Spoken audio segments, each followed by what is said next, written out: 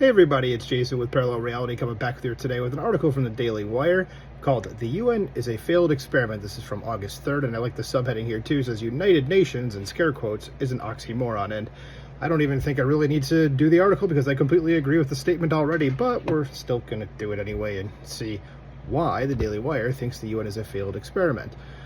So it says, last week, American diplomats walked out of a United Nations Security Council meeting after French diplomats publicly lectured the United States on human rights. Their only mistake was ever going back. And it's kind of funny, the French lecturing Americans on human rights.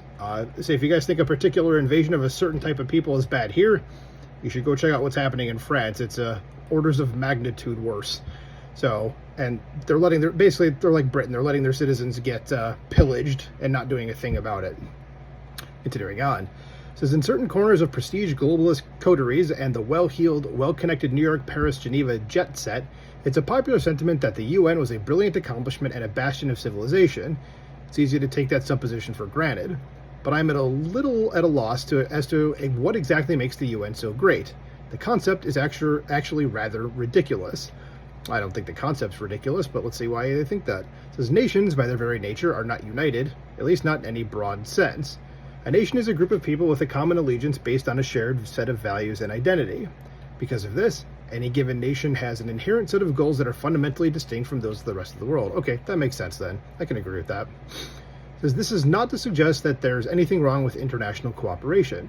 NATO, despite its flaws, is a much better model. I would agree, except we need to get Turkey the hell out of NATO, and then I think it would be a much better model. A group of nations with a shared set of values and foreign policy objectives has voluntarily agreed to invest in one another's safety. Their commitment to one another is conditional, narrowly tailored, and serves their individual interests. This is a far cry from having a sprawling bureaucracy that is regularly empowered to impugn our national sovereignty.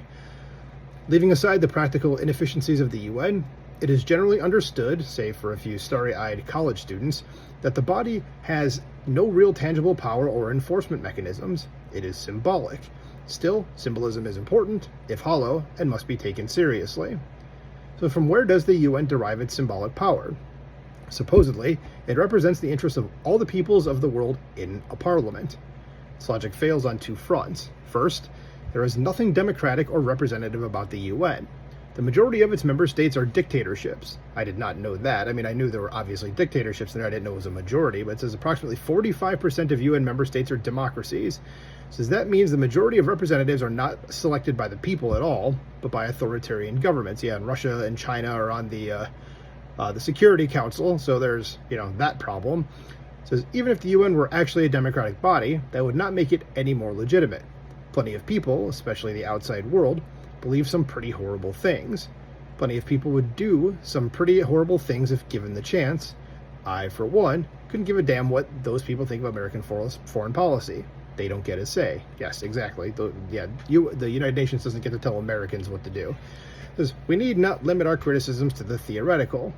Let's examine a few consequences of the grand UN experiment. Kurt Waldheim, the UN Secretary General from 1972 to 1981, and I know who this guy is, and you can see the word that's coming up after the commas, has served as a Nazi intelligence officer who was barred from entering the United States for war crimes. So that seems like a bit of a problem. It says, UN Special Rapporteur on Human Rights Francesca Albanese has written that the U.S. is subjugated by the Jewish lobby and that Jews feel a need to be superior. Yeah, if you don't know who this woman is, she's a absolutely disgusting human being. She's a typical, pro-Pele, everything is Israel's fault. If what's it called? What's the cereal that had the spelling, the letters or whatever it is? If the letters spelled out something like you suck, she'd blame the Jews. That's just how she is. So she also argued that the October 7th massacre was not motivated by anti-Semitism, which it absolutely was, but a reaction to Israel's oppression, the oppression that they had absolutely nothing to do with because they weren't even there to do anything to them. Says in 2011, a UNESCO-funded Palestinian magazine distributed an essay praising, funny mustache German guy and the Holocaust. Over 100 current and former United Nations Relief and Works Agency for Palestine Refugees employees were implicated in the October 7th attack. So yeah, that seems like a problem. It says, behold our moral superiors. For decades, the UN has provided a legitimized platform for the defense of some of history's worst atrocities. Syrian representatives deflected responsibility for their chemical weapons attacks and received backing from Russia. Iranian leaders have consistently used the UN's global stage to advance Holocaust denial. You know, that thing that was the Germans, being Germans, meticulously recorded everything, and these people are saying, no, it never happened, even though there's all the proof that it actually did. But whatever. Monsters in suits are still monsters. Giving them a global audience and an official outlet for the monstrosity is a moral failure of the highest order. The Human Rights Council includes China, Iraq, Qatar, and Pakistan. That's a murderer's row of people that should absolutely not be on a Human Rights Council. It says, yes, these are the countries whose governments appoint representatives to lecture you on human rights, and nobody should be lectured by any of those 4 countries on human rights.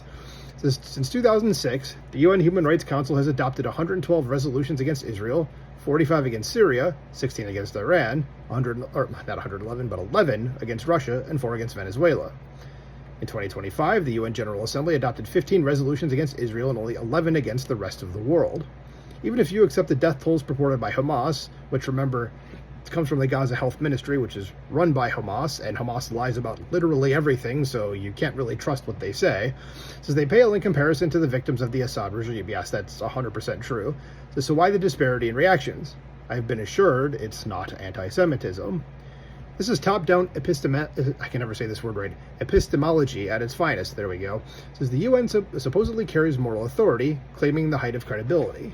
The fact that it hates Israel more than North Korea is simply accepted as evidence that Israel is worse than North Korea, which is an obviously ridiculous statement, rather than evidence that the UN is a fundamentally unserious body, which is what I would consider it as, a fundamentally unserious body. None of this is to say that we should withdraw from the world stage or abandon the concept of diplomacy. But we must reject the pretense that the greatest country in the world requires the seal of approval of authoritarian thugs and academics masquerading as adjudicators. The UN is not just a clown show, it's a moral disgrace.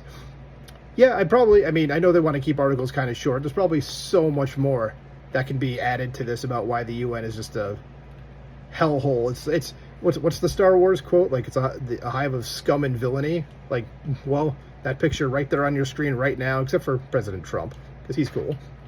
But, like, basically the rest of the people, yeah, it's like, the only response Americans should have to anything that these people say is just shut up. Like, that's it. Just shut up. Like, we're not listening to you. Who the hell do you think you are?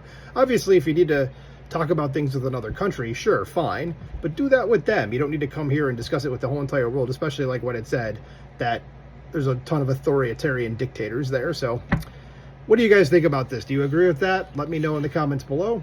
Please like, share, and subscribe, and I'll talk to you soon. Bye.